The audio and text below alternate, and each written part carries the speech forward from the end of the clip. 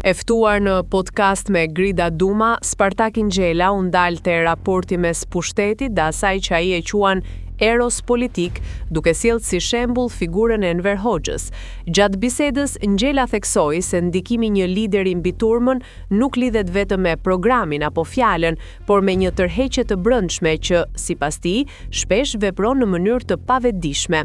E vetmja figurë që e zgjidh këtë që të thash, merre fotografinë e Enver Hoxhës, u shpreh ai duke e përdorur si shembull ekstrem të këtij fenomeni.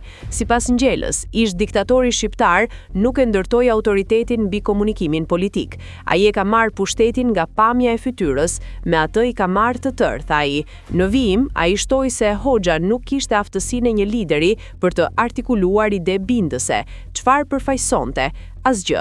Politikani duhet të ketë edhe verbin. Ai verb s'kishte. Ca fraza të gjata, u shpreh Ingjela. Në analizën e tij, ndikimi i Hoxhës mbi shoqërinë erdhi më shumë nga perceptimi se sa nga përmbajtja reale e mesazhit. I kishte mposhtur opinionin publik me figurën e tij dhe ata mendonin se këto ishin perla, përfundoi ai.